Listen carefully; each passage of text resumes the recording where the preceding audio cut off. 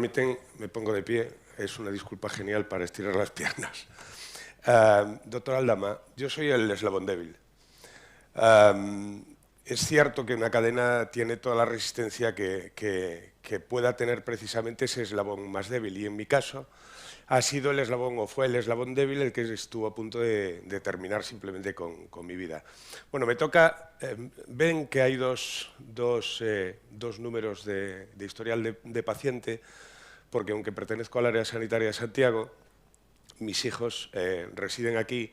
Yo residí muchos años en Coruña y precisamente el episodio se produjo en Oleiros. Cuando esto ocurre, venimos de un tipo, digo yo, con una pésima salud de hierro, un tipo que tiene un HTA con un pésimo control, no por culpa seguramente de los médicos, sino por culpa del propio paciente.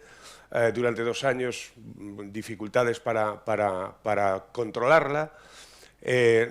Recién, entre comillas, operado de esa disectomía cervical en el año 2010 y con una artritis psoriásica asintomática gracias a una medicina, a un medicamento biológico que se completaba con Araba hasta ese momento.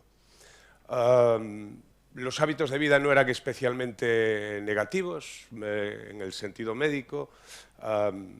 Era un fumador ocasional, social, si queremos llamarle. Curiosamente había asociado el consumo de tabaco al consumo de café, algo que ocurría muy pocas veces. En 2016 tuve situaciones personales de una cierta tensión, estrés, etcétera, etcétera. Y, como decía antes, con tensiones arteriales relativamente altas, con al mismo tiempo 2 picos de colesterol moderados, bueno, que fueron detectados por el servicio de reuma del CHUS, por el hospital de día, que es donde llevan mi artritis desde hace 25 años. Durante esos días, o en ese periodo que además va a cumplir ahora 5 años, el día 23 de junio, la noche de San Juan, aunque en el historial médico pone que es el día 24, fue la tarde de San Juan, la tarde-noche de San Juan,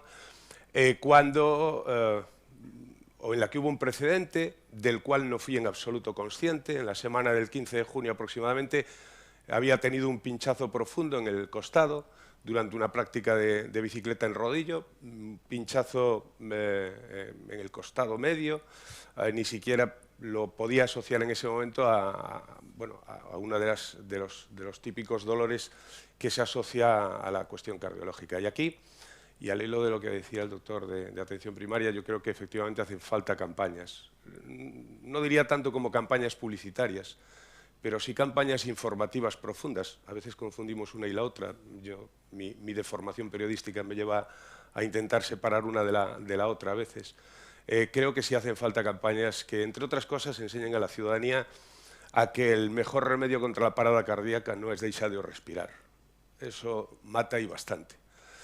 Les decía que ese día 23 de junio, en torno a las 5 de la tarde, entre 5 y 6 de la tarde, sufrí o viví un episodio de una altísima tensión al ser testigo de un accidente grave, que en principio, aparentemente, quien había sufrido el accidente era mi hijo. Como periodista de formación profesional, llamó a mi compañero Fran Espiñeira de La Voz de Galicia de Coruña y me dice: no, es un chaval de 15 años que acaban de atropellarlo al lado del Ayuntamiento de Oleiros, vive en Iñás, venía de la academia que está allí al lado. Bueno, por el libro, era mi hijo. No era mi hijo, era un compañero además, pero fue un episodio, una situación de alrededor de unos 30-40 minutos hasta que pude verificar que efectivamente no se trataba de él.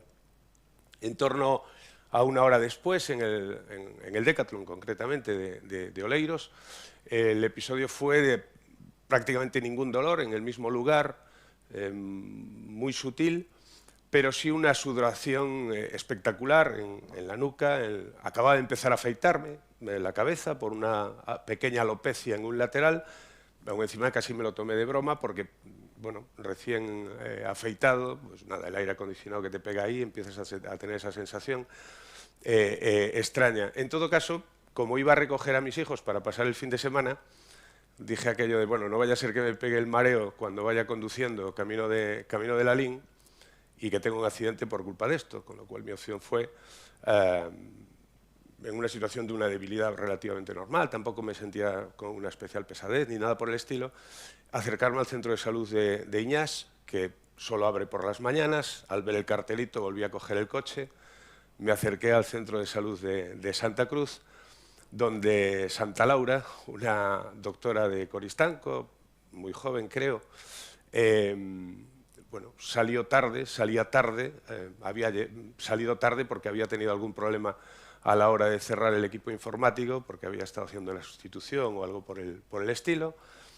Yo entré en el centro de salud y al cabo de 4 minutos escasos de entrar y de que la persona de recepción me mandara a ponerme de costado en una camilla, perdí el conocimiento y a partir de ahí olvidé absolutamente todo, aunque hay una doctora en esta sala que estaba en la ambulancia, que me trasladó después de la recuperación que realizó la doctora y me dijo que había hablado con ella y le había dicho que era de la LIN, cosa que yo no recuerdo. No recuerdo absolutamente nada desde el momento en que pierdo el conocimiento en esa camilla hasta que me despierto delante de un señor que tenía una pantalla delante y que había muchos monitores por aquí, ninguna relación o ningún recuerdo de nada de lo que ocurrió entre un momento y otro. Bromeamos muchas veces con lo de la luz al final del túnel. Yo no la vi. Bueno, estaba en la sala de hemodinámica, evidentemente, donde habían preparado todo para recibirme después de esa recuperación, en la que el criterio manual creo que estuvo por encima incluso del uso de esa y de los distintos protocolos que tuvieron que utilizar. Bueno, lo que pone el informe médico es literalmente lo que tienen ahí reflejado. Creo que una de las arterias estaba un poquito taponada de más. Salí de allí con un par de stents, después de la reanimación, del traslado, de la operación hemodinámica. Fue la noche de San Juan, en la UCI, donde tuve la grata compañía de intoxicaciones etílicas y cortes por quemaduras. Esa misma noche en la que ahora celebro, por indicación de mi hija, suelo celebrar mi cumpleaños ese día 23 de junio.